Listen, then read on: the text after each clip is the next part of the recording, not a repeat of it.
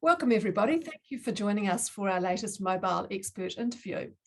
I'm Bridget Romaine, Principal of Mobile Relocation. We work with expats and returning Kiwis who are moving to New Zealand from all over the world.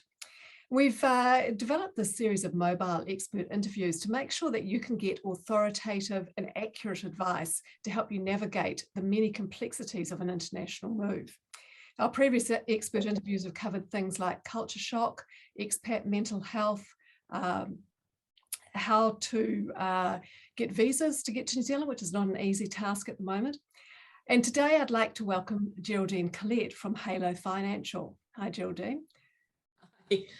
Geraldine is involved in currency transfers, which is something that all expats and returning Kiwis need to do on either a small or a large scale.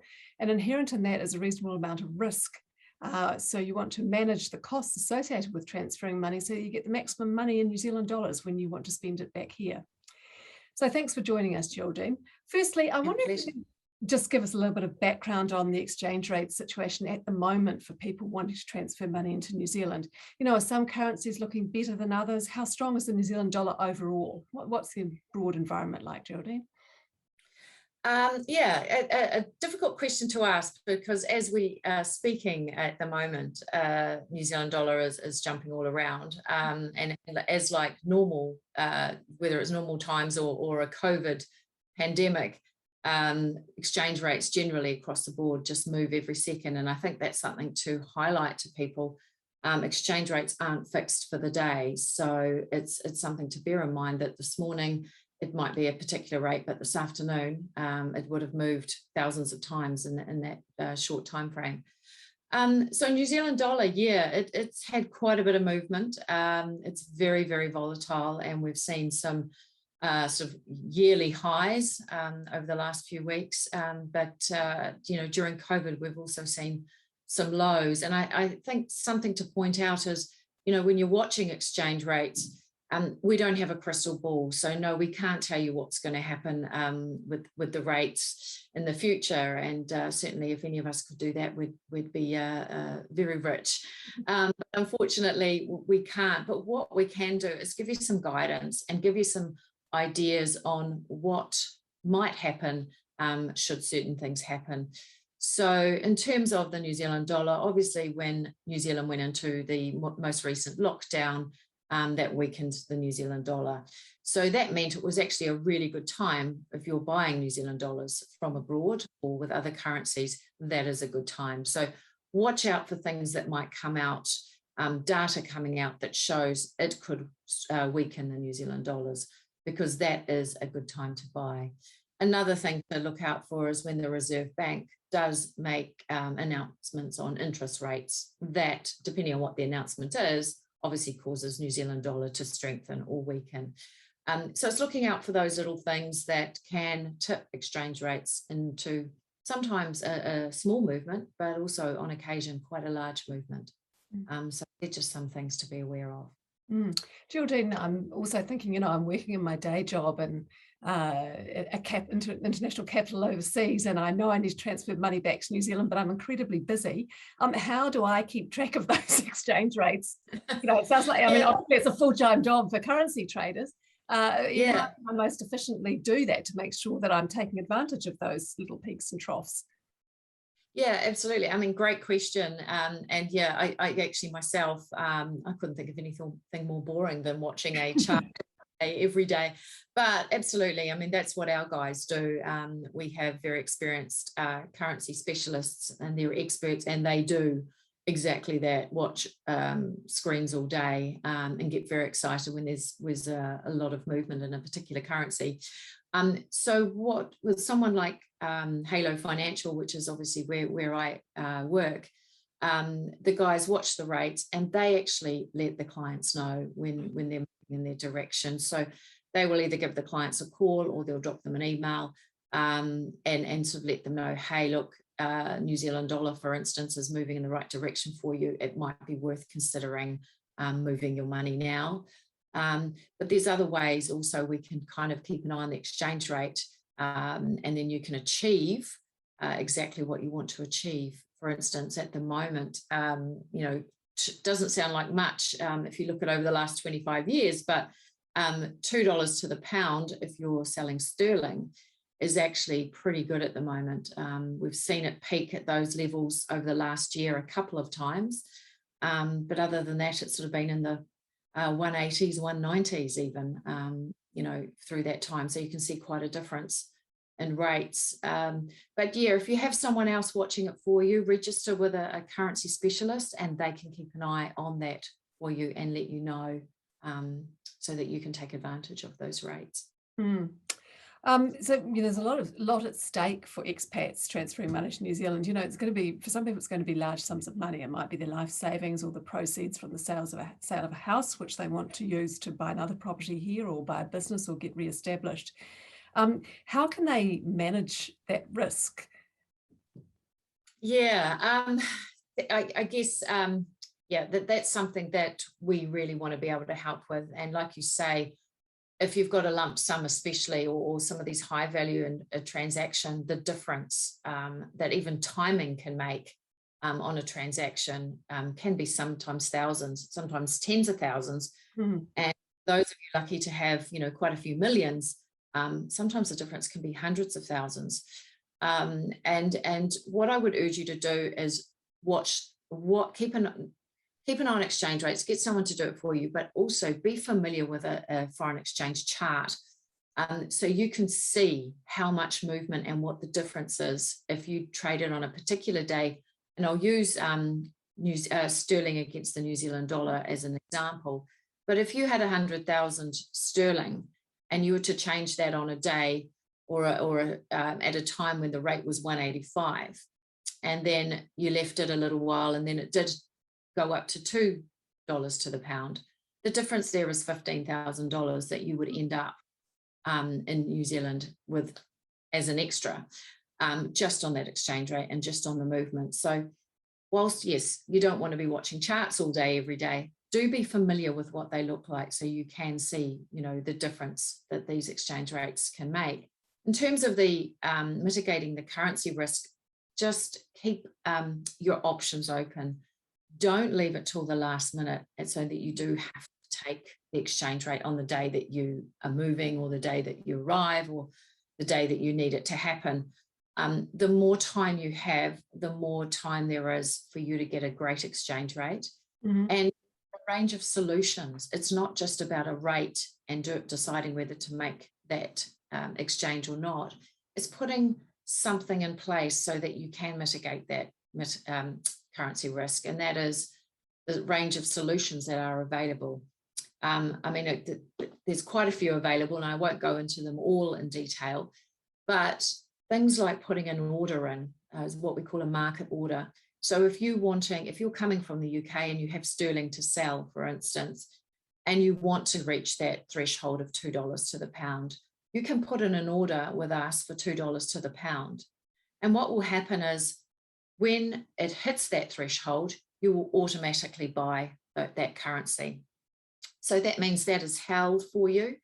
And it just also means, like I said before, if the currency rate hits up to 2 and comes back down again in a second, it's triggered. So you will be able to take advantage of that, and you will get your $2 to the pound. And sometimes, bear in mind, that happens in the middle of the night when you're actually asleep. We have a lot of Kiwis who are returning home, and a lot of migrants coming from all over the world who put in an order, and it triggers while they're asleep, and they wake up the next morning and they have a lovely email from us saying the threshold we've been waiting for some months now has hit. So that's that's probably one of our most popular solutions, but that's something I'd really recommend. Think of something you want to achieve, certainly if you have got a long time frame, and because that really does help. Keep your options open. Talk to a currency specialist as well, because they can make a bespoke plan around what your needs are and what your time frame is, and that will ensure you do get the best possible rate within the time frame that you have. Yeah, I'm interested in your point on time frame, actually, because I think probably sending money back is not something that they know they have to do it, but it's almost at the point you're organising your shipping and some of those things which seem like long-term projects is when you might start to best talk to currency traders and put some of those processes in place, because the longer that you're in the market, the longer you have the opportunity to get a good exchange rate. Absolutely, and that's very, spot on. Couldn't be more true. I mean, we have clients that we've been dealing with for 2 years or more, and people kind of waiting for thresholds that haven't been hit for 10 years. But as I said before, I don't have a crystal ball. All we can go on is what data comes back and comes out. But the days of some of these very high thresholds, such as sterling, when it was $3 to the pound, I'd say those days are gone, but you just never know when they could go full circle and go back to those levels. But there's nothing to stop you from putting an order in, a crazy order, because you do never know when that might actually hit. So we do some advice and guidance around, hey, put in a 2 to 1, but hey, you've got 2 years, you're not in a rush. Let's put in a 3 to 1 as well, and let's see what happens. And you might even want to do something like divide your money into 2 tranches and have 2 different order levels. Yes, to kind of spread your risk a bit. And I'm also interested in, you keep mentioning having conversations with currency experts. I mean, it's very easy now. I can jump online and find any number of tools that I can just send some money to New Zealand on right now without anybody. So how do you get to talk to a currency trader, Geraldine? Because that seems to be quite important if you're transferring a lot of money and you want to have this longer time horizon and maximize the exchange rate to your benefit. You can't do that just by jumping online, really. No, and I think that's probably, the difference that we have in our offering. As you said, Bridget, there are a lot of apps, there are a lot of online platforms that you can just go and change your money. But if you really want to be able to try and get the most possible, Kiwi dollars, it is talking to an expert. And good old-fashioned people at the end of the phone is very few and far between these days. And we get it, it's the way the world is. So having the option to be able to speak to someone, I think is very comforting, especially if you've got those higher value transactions, to know there is a person there and you can talk to them. And if anything goes wrong, or if you need that guidance, you can pick up the phone and give them a call and they'll speak to you. And I think that's just absolute gold these days. But yeah, I mean, we can give that guidance, we can provide the service, we can provide, details around making a plan. But if, the good old millennials that want to just go online and use a platform, we've got that as well. So, what I would say is take advantage of our service, get some timing, get some ideas around and some guidance around exchange rates, and then feel free to go online and exchange your online. We do have an online platform as well. Right.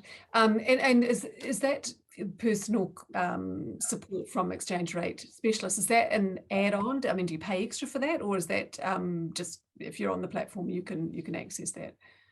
Yeah, I mean, it's just part of our service. What we do, it's you can literally give us a call. You don't have to be registered with us. You can give us a call and we'll have a chat to you. What I would say is, yes, give us a call or drop us an email and we'll give you a call wherever you are in the world.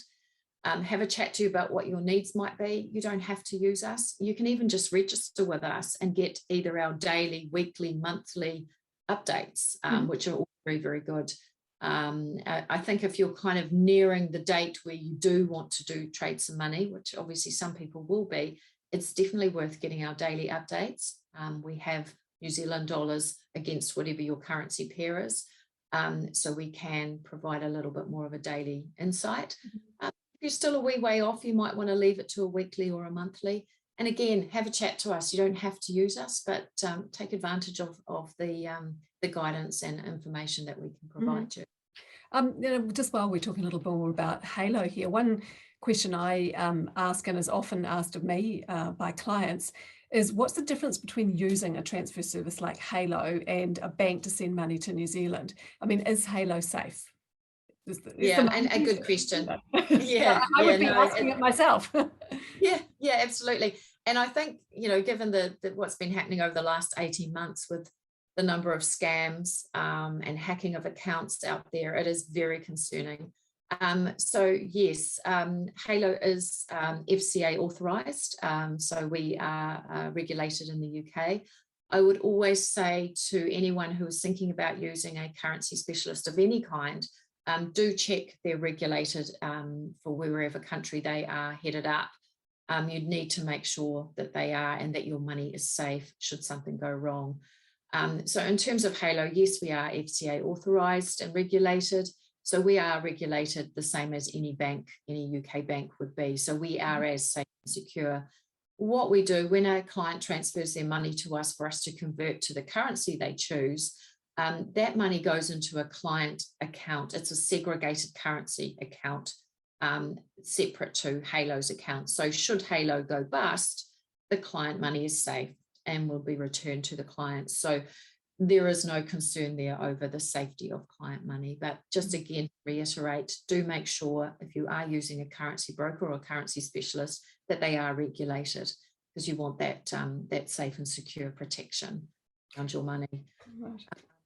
So yeah, I think, you know, going back to your question on the differences between a currency specialist and the bank offer a full suite of banking related or financial products, and they're very good at a range of products.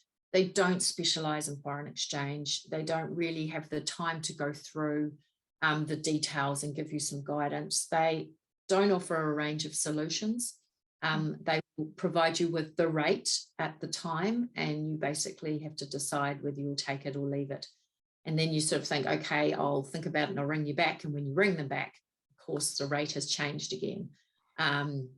So what I would say there is, yes, the bank are great for financial products, but they don't specialize in FX, whereas a foreign currency specialist or a currency specialist, that's all they do. So in terms of Halo, that is all we do. We eat, sleep and breathe foreign exchange and currencies, and that is all we do. So we specialize in it. So we can give you that guidance and expertise. Also, as I've mentioned before, we have the range of solutions that we can go through as well and make sure that you get, you know, the best possible rate in your time frame. It's also, I think, important to really point out the difference in the rates as well with when you're talking about a currency specialist compared to a bank. You know, it's no secret that the banks do offer pretty terrible rates, if I'm blunt. So I think it's sort of looking at what their rates would be, and we always recommend you give your bank a call, see what rate you can get, and then have a chat to us, because sometimes, depending on the bank, depending on the country, you can up to around 6 or 7% difference in the exchange rates. And, you know, when you're talking, you know, a few thousand, whether it's sterling or US dollars or Aussie dollars or wherever you're coming from, that difference can be quite significant. The other thing is the banks will charge a fee to actually do that transaction as well, whereas currency specialists, or most currency specialists, do not charge a fee to do that transaction for you. So, you know, the savings you will make on a transaction compared to the bank will be quite substantial, and you'll end up with more New Zealand dollars at the other end, which is a bonus. Yes, absolutely. So from a practical point of view, I guess if I'm just asking my bank to transfer it into my bank account in New Zealand, you know, that's pretty frictionless. What do I have to do if I want to use Halo? Where does the money get to me in New Zealand? Yeah, so what I'll use sterling as an example, and I apologise, I keep referring to sterling, but I am based in the UK. So what you do is you would, once the rate had been confirmed for you, whether that's on the phone or via email or on our online platform, your funds are then transferred from wherever you are in the world to the UK bank account. So that's just a bank transfer. Make sure you do not convert it. Don't have it converted into the New Zealand dollars. So you get it transferred into our currency account, which is relevant for you. So if you are sending US dollars, you would send it to Halo's US dollar account. Obviously, if you're sending sterling, you send it to Halo's sterling account. If you're sending Aussie dollars, Halo's Aussie dollar account, and so on. Once the funds have hit our account, we convert the money into New Zealand dollars in this case, and we transfer them straight through to the beneficiary account. That is pretty immediate. We don't hold on to funds. Again, being a lot quicker than most of the banks, they do hold on to funds for sometimes 5 to 10 working days. So we are an instant conversion and transfer service. As soon as it hits the account, we transfer to the beneficiary account in New Zealand. Depending on what the day you do it, and obviously with the time difference, I know if I were to transfer my money to New Zealand from the UK today, by the time I wake up tomorrow morning, it will be in my bank account in New Zealand. So it's very, very quick. I think, as we were talking about before, Bridget, transferring money doesn't have any problems at the moment, like physically moving down to New Zealand does. So, no delays or any of the, no problems with MIQ getting access to New Zealand. And in fact, that brings me to another point, which is you need to have a New Zealand bank account, obviously, to transfer it into. But in fact, getting a New Zealand bank account from offshore is not a terribly difficult thing to do. And it's very easy enough to receive funds in New Zealand. You can't take them out till you've got to New Zealand and verified your account, but you can put them in there. So even if you have, say, you don't have a New Zealand bank account, you're taking 6 months to organise your currency, and on the first day the rate's amazing, gets sent down to New Zealand, it's ready for you to activate and to use once you arrive there. So that's absolutely, and that's a really good point. I think bank accounts, if you've still got a bank account in New Zealand, that's great. If you haven't, you can get your bank account open up to 12 months before you arrive in New Zealand. So just because you're not there, it doesn't mean you can't do your transfer, especially if it's in your favour as well. So, it's certainly something to be mindful of. Finally, are there any other key messages or tips you'd like to share about money transfers, how to get the best value and the best amount of money for your international currency with expats and returning Kiwis? I guess I'll probably just reiterate what I've sort of said through the interview. Don't leave it till the last minute would be my biggest tip, I suppose. It just, it does limit the chance of getting a good exchange rate. The sooner the better. So even if you're a year or 2 years off heading home, but you want to transfer money, just start talking to us, or at least register with Halo so you can get those weekly updates or monthly updates. So yes, that would be a tip number one. Don't leave it till the last minute. I would also, I think, think about putting in an order as well. Think about, even if it's a crazy order, just of an exchange rate that hasn't been hit for a while, just put something in, because you just never know, when it could hit there for a split second. I'd also suggest you start to get familiar with what the rates are doing. So whatever your currency is, wherever you're coming from, just start to be familiar with what that is against the New Zealand dollar. I said about charts and watching charts earlier.